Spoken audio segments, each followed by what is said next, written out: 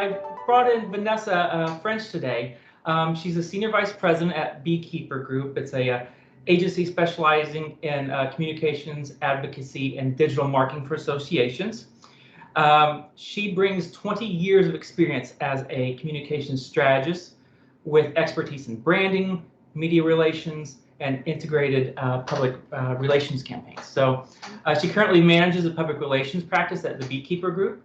Prior to that, she co-founded and managed Pivot Point Communications for 8 years. So welcome, Vanessa.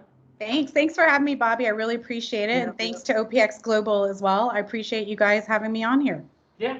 I didn't introduce myself, but I'm Bobby Krogan with OPX. Thank you, Vanessa. So I wanted to bring you on here because you're great at communications. And during this time of different uncertainty, there's social justice going on. There's more political times, more intense political times, I should say, going on. We're at home, we're at work, we're communicating via email, video call, phone calls, text messaging.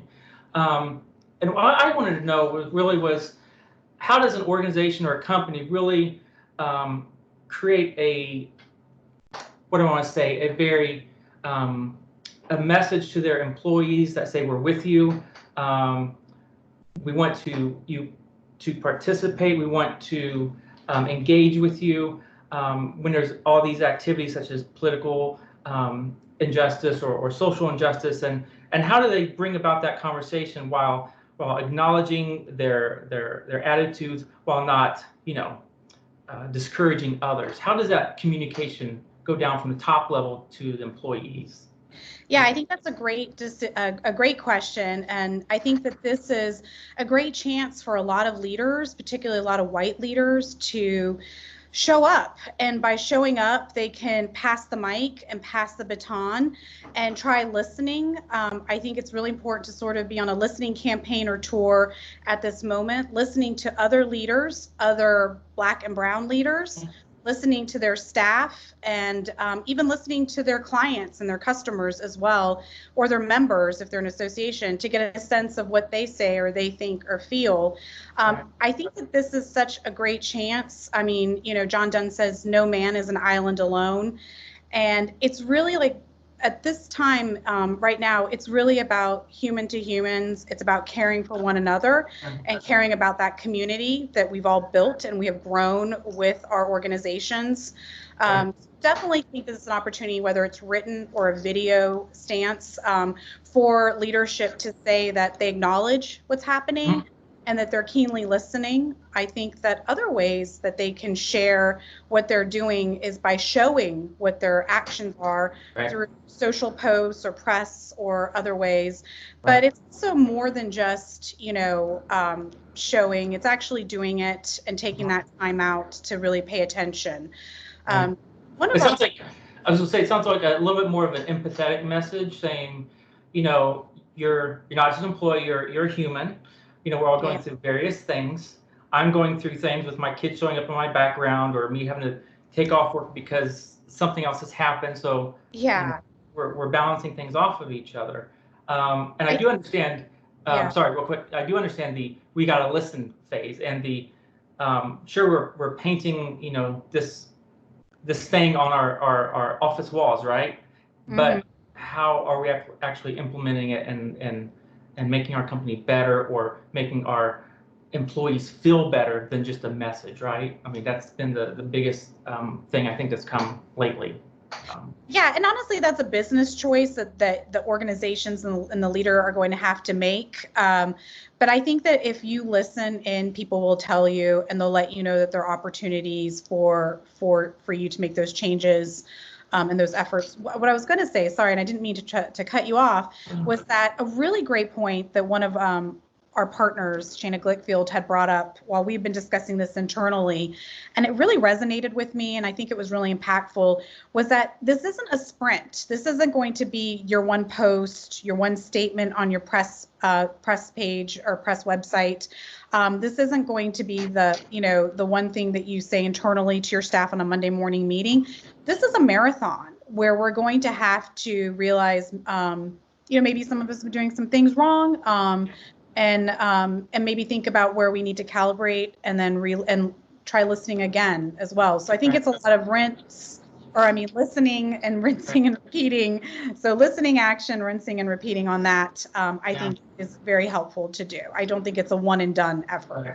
And I think during this messaging, I think there'll be accidents. I think there'll be, it's not going to be all the best, easy, smooth sailing, right? I mean, there's going to be falters along the way, faults, and you have to learn from them, whatever that messaging is, right? And move forward. But I think, like you said, during the sprint, you may, trip on a hurdle, right, or whatever. But you just got to keep going, right? So at the very end. Yeah. I mean, you've done more sports than I have, so you definitely know the lingo.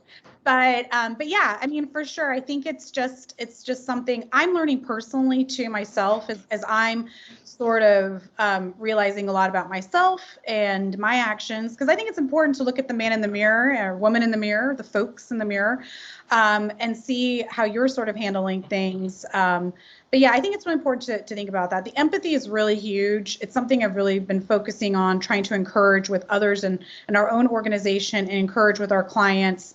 It's really big, and it's something that it's not intuitive in our everyday to day.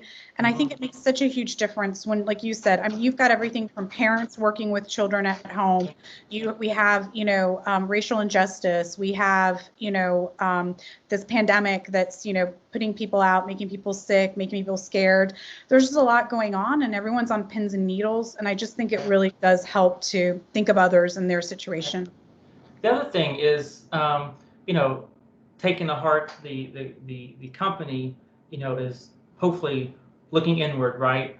And there's been an effect that, we're going to put this out there on social media that we're doing this. We're going to put this out video, and it looks a little fake, right? If it says, we're jumping on a bandwagon now to be more socially conscious, right? How can a company actually put that out there in a meaningful way? That doesn't look like they're just, putting it out there, just say, hey, look at us, we're doing it, but be real about it, right? I mean, how does a company make it look real, that they're actually doing an effort when they're putting out there that image? I mean, I think that if, again, it's that empathy, it's having a somber tone and mode, when you're speaking to people and you're posting things. I mean, social tends to be more heightened, more cheerleadery, more exclamation pointy, in terms of a voice. And I think it's just thinking that maybe you need to kind of dial that down a bit and maybe be a little bit somber. Also, you need to be open to getting comments and feedback from people who will say that you guys weren't really like that before, but now you're like that. And being open to that and realizing that and acknowledging that and saying, and I think that that's okay. I think that a lot of organizations are like very scared and put off by that. But I think having that dialogue and saying, you're right, there's always room for improvement. Yeah. We're improving, we're trying to do better, and we mean it, and we're going to start showing you how we're doing that. I think that's great. And I think, if a company puts out, a 100-page memo the day after something happens, you're like, maybe that's not the best way to say we're really into this. But saying, you know what, we're going to take all these necessary steps in order to help change, versus that one big moment that you think, that's not really.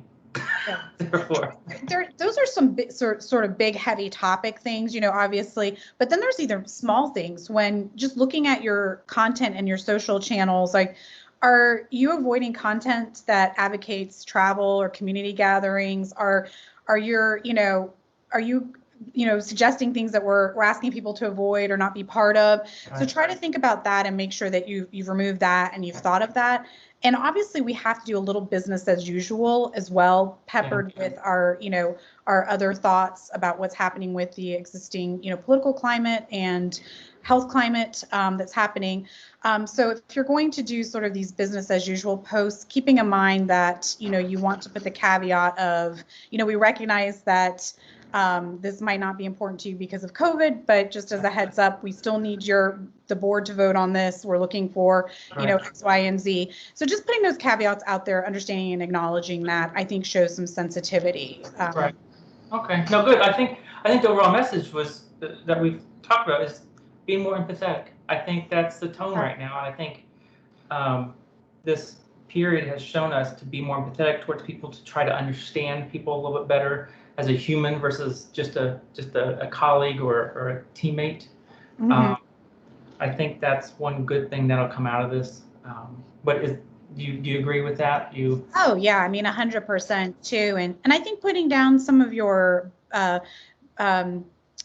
defense mechanisms, maybe when you're listening, don't listen with a but or a waiting to say your but or I do not, just really just listen, whether you do it or you don't do it, or whether you want to but just take in what's being said to you, wholly, and think about that, and think about yourself and that other person's sort of mindset. And I think that will help with the empathy. That's what I've been doing personally, and it's been helpful. Am I, a rock star at it? Not always. Is there do I have room for improvement? Totally. So just keeping that in mind and knowing that there's always room for improvement for all of us. Yeah. No, I think that's a good kind of ending message. I appreciate your time today, Vanessa. I hope you stay safe, stay sane, continue your positive message that you always seem to put out there in the universe. You're great at it. Thank you. And hopefully we'll talk soon. All right. I love that, Bobby. Thanks so much for having me. Take care. Thanks. You too. Bye.